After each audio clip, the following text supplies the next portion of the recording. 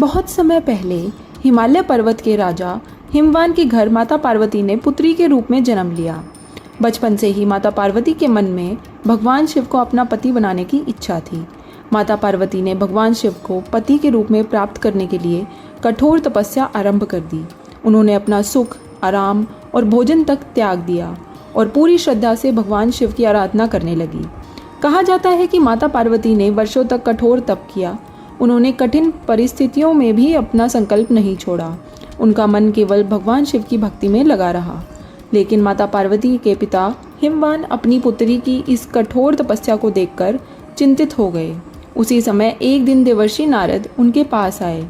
नारद जी ने हिमवान से कहा कि भगवान विष्णु माता पार्वती से विवाह करना चाहते हैं। हिमवान को यह प्रस्ताव अच्छा लगा और उन्होंने भगवान विष्णु के साथ अपनी पुत्री का विवाह करने का निश्चय कर लिया। जब माता पार्वती को यह बात पता चली तो वह बहुत दुखी हुई। उनका मन केवल भगवान शिव को पति के रूप में स्वीकार कर चुका था। उन्होंने अपनी सखी को अपनी मन की बात बताई। तब उनकी सखी उन्हें अपने साथ एक घने वन में ले गई ताकि माता पार्वती को अपनी इच्छा के विरुद्ध किसी अन्य से विवाह न करना पड़े। इसी कारण इस व्रत का नाम हरतालिका तीज पड़ा। पारंपरिक व्याख्या में हरत का संबंध ले जाने, हरण से, और आलिका का संबंध सखी से जोड़ा जाता है। वन में जाकर माता पार्वती ने अपनी तपस्या और भी कठोर कर दी। उन्होंने भगवान शिव की आराधना करते हुए अपना संकल्प दोहराया, मैं भगवान शिव को ही अपने पति के रूप में स्वीकार करूंगी। उन्होंने मिट्टी से भगवान शिव का प्रतीक बनाकर उनकी पूजा की और पूरी श्रद्धा से उपवास एवं तपस्या की। माता पार्वती की भक्ति, त्याग और अटूट संकल्प से भगवान शिव प्रसन्न हुए। भगवान शिव ने माता पार्वती को दर्शन दिए और उन्हें वरदान दिया कि वे उन्हें पत्नी के रूप में स्वीकार करेंगे। जब राजा हिमवान को माता पार्वती की इच्छा और उनके अटूट संकल्प का पता चला तो उन्होंने भगवान शिव और माता पार्वती के विवाह के लिए अपनी सहमति दे दी।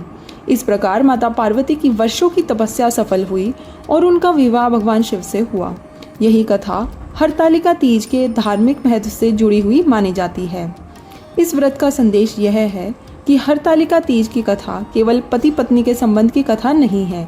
यह भक्ति, संकल्प, धैर्य और अपने विश्वास पर अडिग रहने की कथा भी है। इसी कारण परंपरा में विवाहित महिलाएं अपने दाम्पत्य जीवन की मंगल कामना के लिए और अविवाहित कन्याएं अच्छे जीवन साथी की कामना से यह व्रत करती हैं।